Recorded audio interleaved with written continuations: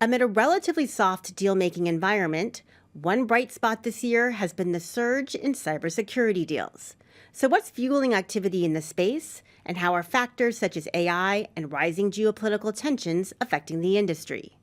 I'm Allison Nathan, and this is Goldman Sachs Exchanges. To discuss the forces shaping cybersecurity, I'm sitting down with Marco Paletti, Global Head of Security Software within the Technology, Media, and Telecommunications Group in our investment banking business. Marco, welcome back to the program. It's good to be here.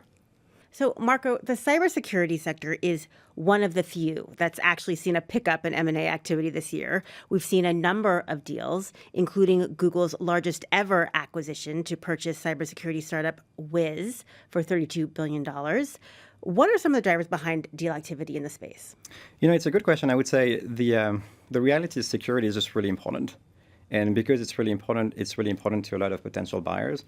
And so when I look at what's been going on in the last few years, call it the universe of buyers that we have in cybersecurity has really expanded. Last year, for example, we also advised MasterCard on their acquisition of Recorded Future, which was a threat intelligence company. And so when I think what's going on, it's really, I would say, two or three main factors. The first one is it's just a much more dangerous world. When you think about the number of cyber attacks, there's just more and more of them, and it just keeps on coming. And so that means we need better security. I think the second thing is cybersecurity is really viewed as a competitive advantage now. And so if you're Google, if you're Microsoft, if you're those big tech companies, being viewed as focused on security is really critical to keep winning in your core markets. And the third thing, which I would say, which we have seen in cybersecurity, is the idea of platformization, meaning having one vendor that does a lot more of things. And that means usually doing that through M&A, which has been a fuel to our business. And so are there certain sectors that are seeing, more activity and what's driving that activity? Yeah, I would say when you look at the activity in M&A in cybersecurity, you kind of have to follow innovation. And so where we've seen a lot of activity in the last few years and in the last few months is everything on cloud security. You were talking about the Wiz transaction. I would say everything on security operations. So security operations meaning how you help companies actually deal with security issues and remedy them. That's been a really important theme. Lots of M&A that we've already seen, a lot more that I expect to come. And another big thing has been AI. Obviously, as you may expect, AI is transforming everything in tech and in software. And so it's also transforming security. And it's the theme. It's interesting because there's a couple of themes there. The first one is how you can use AI for better security outcomes, but then also how security needs to adapt to secure AI. That's a very new theme, but I do expect you'll see a lot of M&A coming out of that. And the other topic I would highlight there is cybersecurity is an industry where we have seen a lot of financial sponsor and private equity activity. And that's really a cycle that I expect will keep on going, given how critical, sticky, and relevant the industry is. And that will just fuel more M&A going forward. Right. And so do you see the pace of these transactions picking up? How do you view the pipeline from here? I mean, look, the pipeline is as high as it's ever been. Again, when you look at dry powder from private equity firms, it's as high as it's ever been. And so they need to deploy that capital. They also own a lot of assets today that will need to find a home, be that in the public markets or through M&A in the next few quarters and years. And when I look at the large strategic environment, we were talking about that earlier, I think there's a ton more to do. I think there's a ton more to do to keep being relevant to customers. And so the pipeline just keeps on growing. And is that also the case for IPOs? What is the IPO market looking like? It's a good question. It is a moment in time where I would say normal market conditions, the IPO pipeline for security looks really good. We have a number of really high quality companies that have really great characteristics around durable growth, really disrupting their markets that we think public investors will love at the right time. But look, we live in an uncertain period. You and I were talking about this earlier.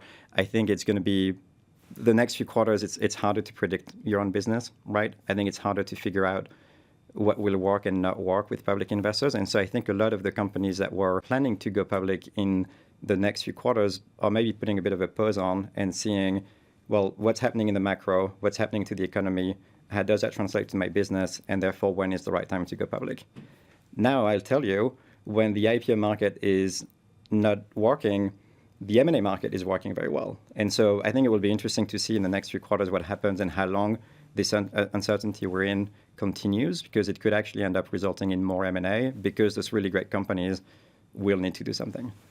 And if we think about that uncertainty and how, it's impacting the industry more broadly, is it affecting companies' willingness to spend on cybersecurity? What are you seeing on the ground? It's as of April 2025, from talking to a lot of my clients, I don't think the impact is widespread, at least yet. And I think there's a couple of reasons for that. The first one is, frankly, if you look at what happened in 2022, 2023, when we already had a recession, cybersecurity actually fared better than other industries and even other software verticals. And the reason for that is, if you think about it, the reality of the cybersecurity spend is you're spending to protect yourself.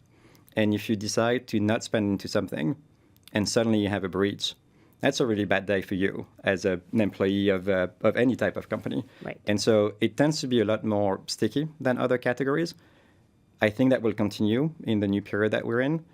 It will be harder to go into new markets, to go into new products, just because of it's going to be a lot harder for your customers to decide to spend more with you. But I do think they'll keep the spend that they have with you.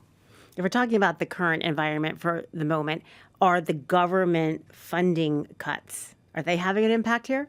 When you look at the typical targets of cybersecurity, by targets I mean from a customer perspective for the cybersecurity companies, governments across the world have always been a very important customer base. And they're not only an important customer, but for a lot of the cybersecurity companies, they're actually a partner, because you need to partner with the government to find out what the bad guys are doing. And that's really the way you protect not just companies, but also national security. And so the long-term relationship between cybersecurity and the government is going to continue. I have a few examples of some of our clients who, have really great customers that are going to remain customers for years, but there's no budget right now, and no one really knows where the budget is. So I think it goes back to the theme of having temporary uncertainty that's weighing on near-term growth. But I don't think any of that, at least for cybersecurity, will really impact the long-term relationship with the government as a customer. Right. And as you said, there is a need and a growing need for cybersecurity. If you think about the trends that you're seeing in terms of things like cybercrime, how are they evolving? And, how do you think about that in the, context of the geopolitical tensions that we have today? Yeah, look, sadly, more conflicts, more geopolitical issues typically means more attacks. And so the more tensions you have in the system, the more that will translate in more attacks. And, what's interesting is those attacks are not necessarily from nation states. You also have people that are just literally trying to earn a living by being cyber criminals. And so that trend, unfortunately, I think will just continue, which makes cybersecurity even more relevant than it's ever been. Interesting, right? Of course. We always think of cyber, bad actors, political, but Yep. there's a lot of other types. When you think about all of those phishing links and everything, someone telling you that you haven't paid something and asking you to click on a link, that's not coming from a nation state. That's just someone trying to scam you. Right, of course. And scams Hopefully are up. We all know personally hopefully scams are up. don't click on that, but yeah, and look, that's one of the reasons why it's fascinating I'm really lucky to have my job, because when you think about what's going on in cybersecurity, innovation just cannot stop, because really what cybersecurity does is protecting you in context of newer things that you use and in context of newer ways that the attackers have of attacking you. So in the personal side of things, if you start using a new messaging app, for example, that's a new attack vector. And you need to be protected against that. And we also need to figure out that the way the bad guys use that, you also protect against that. And so, look, there was a big wave of innovation that was related to enterprises moving to the cloud. Cloud was a huge new attack surface that needed to be protected. And so now a lot of people are talking about Gen AI as being that new platform on which the next wave of innovation in tech is going to be built. That's going to be a huge attack surface. And so, again, I think that really creates more attacks, that creates more needs to protect against new things, and so that creates more need for cybersecurity. And there's obviously been a lot of talk right now around spending in defense and innovation in defense technology. Where does spending on cybersecurity capabilities feature when you think about defense tech innovation? Yeah, that's a truly fascinating area, because when you look at all of the innovation in cybersecurity, it's been mostly B2B. And so it's been really mostly an enterprise and commercial aspect. When you look at CrowdStrike, Palo Alto, all those companies are really protecting enterprises. But when you look at where innovation in cybersecurity is coming from, like a big market for cybersecurity is Israel. And one of the things that Israel has done amazingly well is essentially using the experience of a bunch of people that went to the army and that went to a unit where they were essentially, fighting against cyber criminals.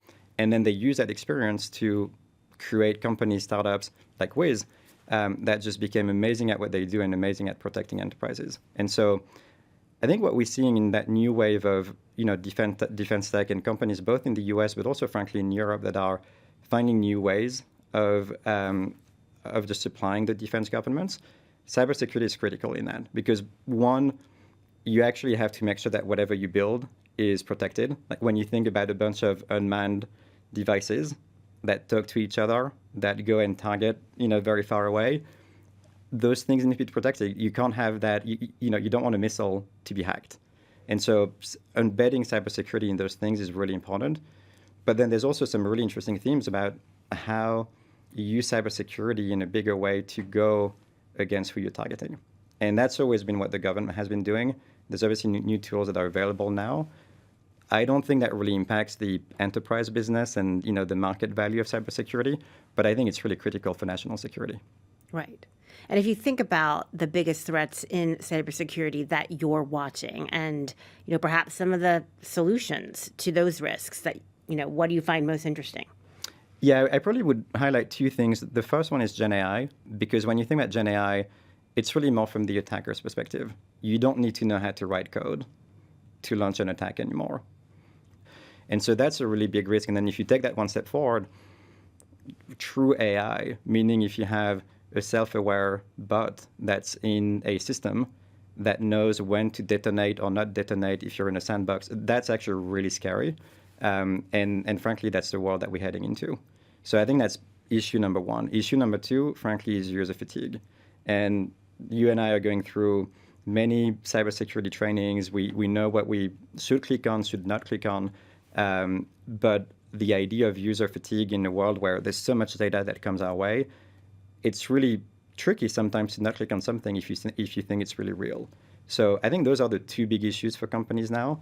And so when you think about some of the solutions, there's a lot of really amazing things being done right now around what I'd call human security, or how you protect humans and what humans do rather than servers or things that sit in the cloud. So that's really interesting.